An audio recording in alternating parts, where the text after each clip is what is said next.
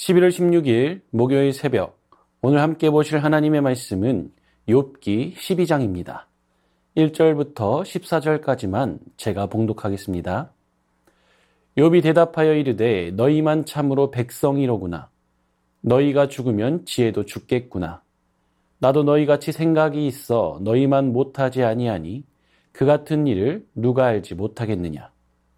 하나님께 불러 아뢰어 들으심을 입은 내가 이웃에게 웃음거리가 되었으니 의롭고 온전한 자가 조롱거리가 되었구나. 평안한 자의 마음은 재앙을 멸시하나 재앙이 실족하는 자를 기다리는구나. 강도의 장막은 형통하고 하나님을 진노하게 하는 자는 평안하니 하나님이 그의 손에 후히 주심이니라. 이제 모든 짐승에게 물어보라. 그것들이 내게 가르치리라.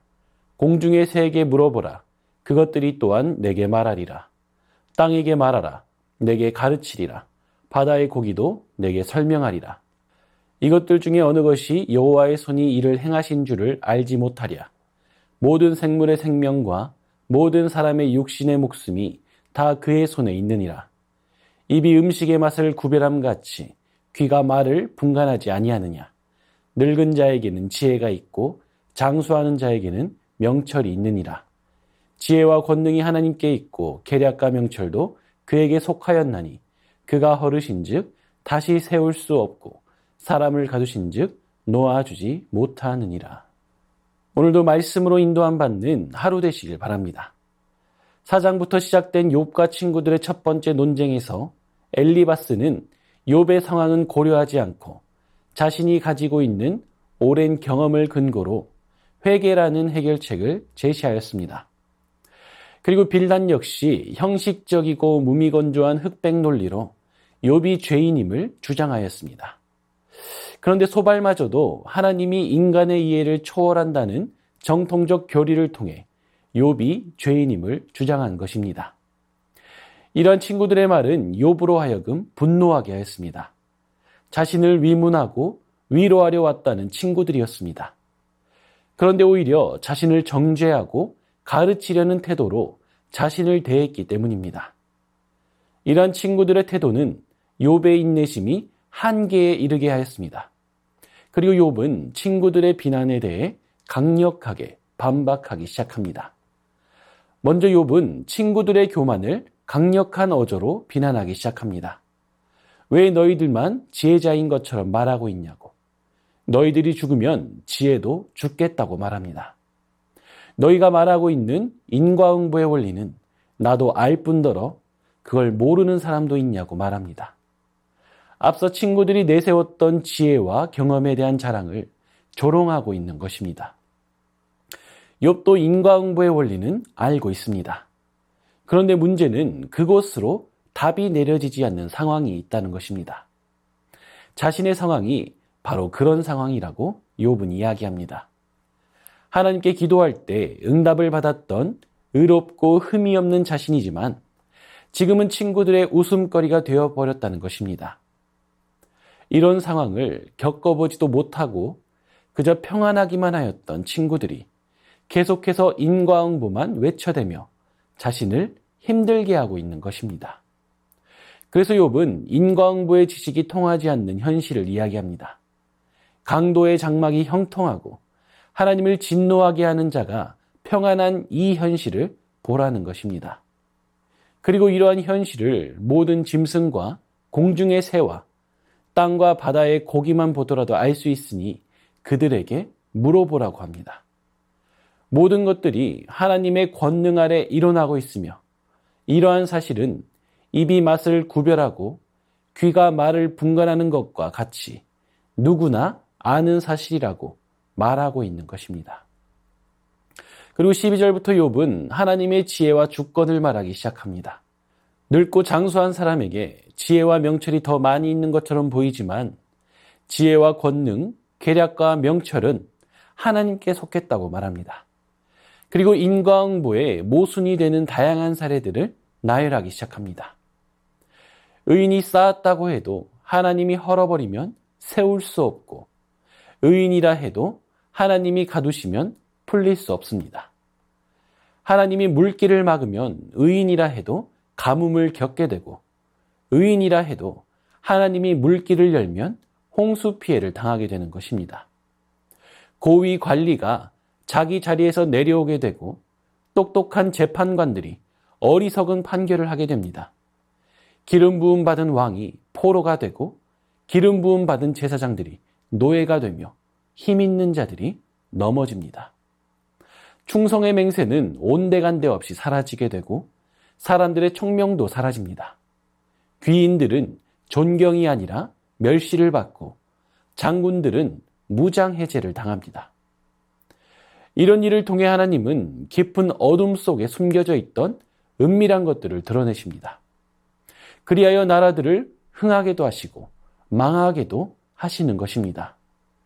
하나님은 세상 지도자들의 총명을 빼앗아 방황하고 비틀거리게 하셔서 그들의 인생을 어둠 가운데 더듬게 하십니다. 이와 같이 욥은 부정적이고 파괴적이며 부조리한 일들마저 하나님의 주권 아래 일어나고 있다는 것을 말합니다. 결국 의인이 고난당하는 것도 하나님의 지혜이고 명철이라는 것입니다. 세상 만사 모든 일들이 하나님의 손안에 있으며 하나님은 우리의 이해와 상식을 초월하여 일하시는 분이라는 것입니다. 심지어 고난과 재앙을 통해서도 하나님의 뜻이 이루어지게 하시는 분이라는 것입니다.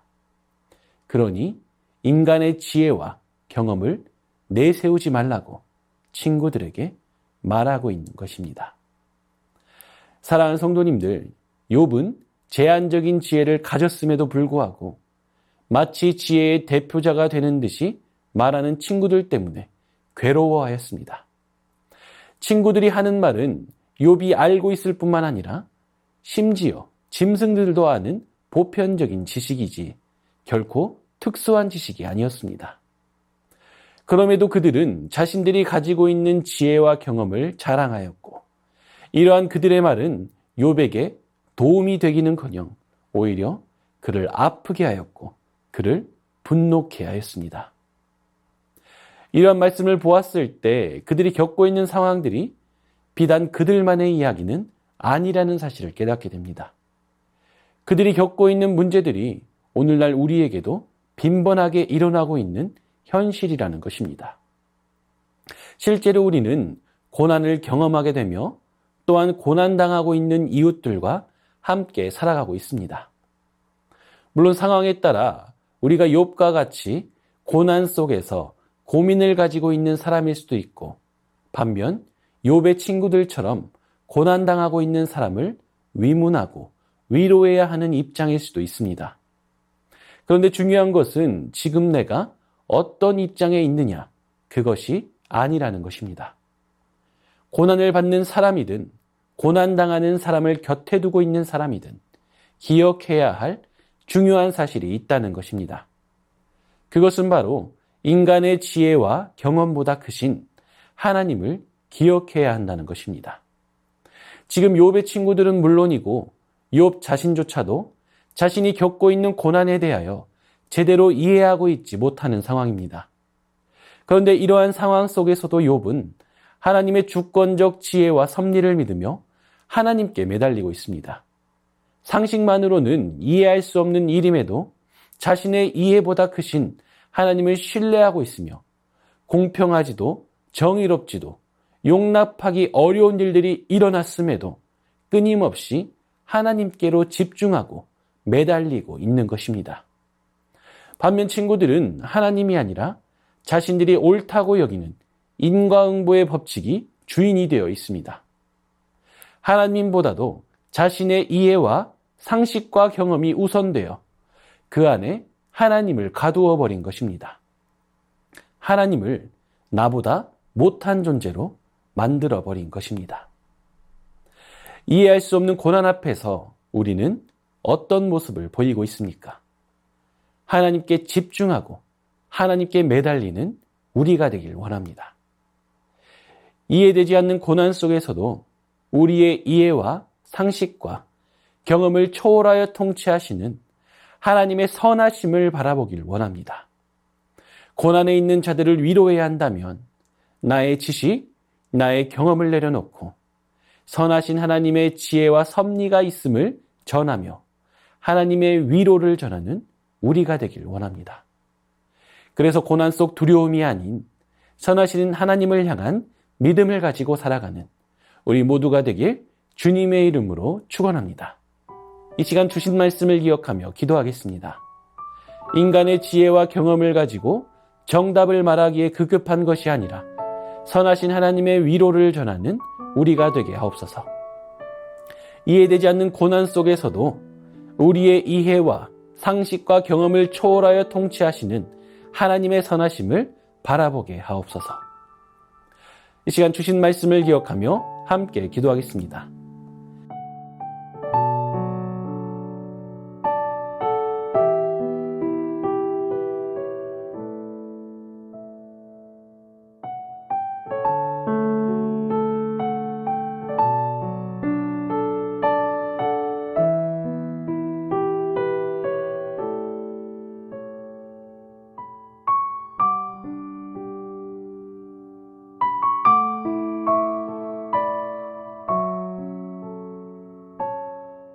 이 시간 나라와 열방을 위해 기도하겠습니다.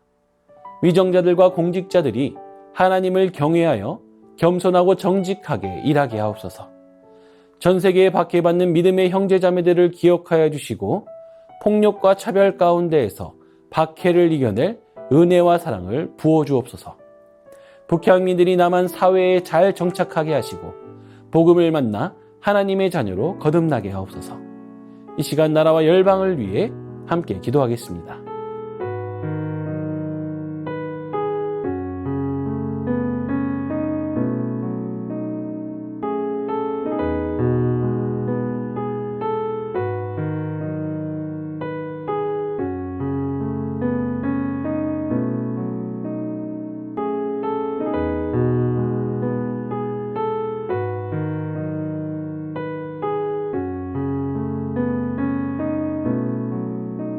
이 시간 교회를 위해 기도하겠습니다.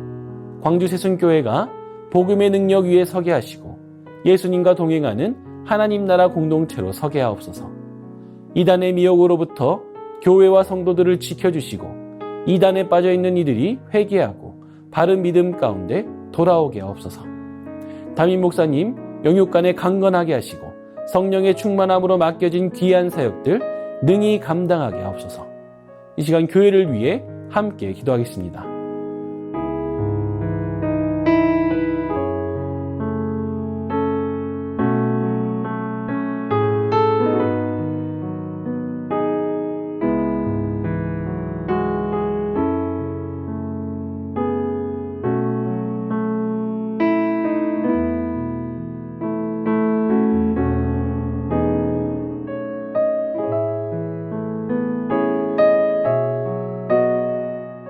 이 시간 선교사님과 환우분들을 위해 기도하겠습니다. 탄자니아 김현석 고미라 선교사님을 위해 기도하실 때 계속해서 다르살렘과 아루샤를 다니면서 대학 사역의 준비와 행정 업무를 맡아 진행 중에 있습니다. 습하고 더운 환경에서 지치지 않게 하시고 오고 가는 길과 아루샤에 남아있는 가족들의 안전을 지켜주옵소서. 어린이 예배를 통해 교회에 오는 모든 사람들이 예수님의 사랑을 경험하고 주님을 만나는 귀한 예배가 되도록 함께하는 스태프들에게도 힘을 주어 기쁨으로 섬기게 하옵소서. 환우분들을 위해 기도하실 때 최기숙 집사님 유방암 판정 받았습니다. 이후 정밀검사와 수술하는 과정 중에 하나님 역사하셔서 깨끗하게 치료되게 하옵소서. 김민정 성도님 갑상샘 암 판정 받았습니다. 추가적으로 임파선 쪽에 2차 발견된 혹이 있는데 검사 결과가 잘 나올 수 있도록 지켜주시고 모든 과정이 하나님의 예비함으로 잘 진행되게 하옵소서. 이정희 집사님 조직검사 결과 담도암으로 판명되었습니다. 수술 날짜를 잡고 있는데 실력 있는 의료진을 만나 수술 잘 받고 완치되게 하옵소서. 이용님 성도님 등에 생긴 종양 치료를 위해 항암 시작했습니다. 후유증 없게 하시고 완치까지 선하게 인도하옵소서. 서순자 권사님 폐암으로 항암하실 때 부작용 없게 하시고 깨끗하게 치료하옵소서. 고부덕 권사님 드시는 항암약으로 12월까지 치료하십니다. 부작용 없게 하시고 체력 주시고 강건하게 지켜주옵소서. 권호순 권사님, 암 수술 이후 림프절로 전이되었습니다. 먹는 항암제로 계속 치료 중에 있습니다. 계속되는 항암을 잘 견뎌낼 수 있는 체력과 힘을 주시옵소서. 노성민 형제님, 크론병을 앓고 있습니다. 소장 협착이 경미하게 있어 식단 관리를 하며 경과를 지켜보고 있습니다. 수술하지 않고 지나갈 수 있게 하시고 소장의 염증이 깨끗이 사라지게 하옵소서. 최경아 집사님의 아버님, 퇴원하시고 가정에서 치료 중이십니다. 담대함 주시고 재활에 적극적으로 임할 수 있는 마음 주옵소서. 주한숙 권사님, 차영미 권사님, 윤금덕 권사님, 김진옥 집사님의 어머님, 이기범 집사님, 강동엽 어린이, 이민남 권사님, 신혜남 권사님, 이춘실 집사님, 김인혜 집사님, 최혁기 성도님, 이길태 집사님, 김찬준 집사님, 김영자 권사님, 정순금 권사님, 김봉남 권사님, 김광순 권사님, 박문천 집사님, 최랑 집사님의 아버님, 모든 환우분들의 몸과 마음을 회복시켜 주옵소서. 선교사님과 환우분들을 위해 기도한 후 개인 기도하겠습니다.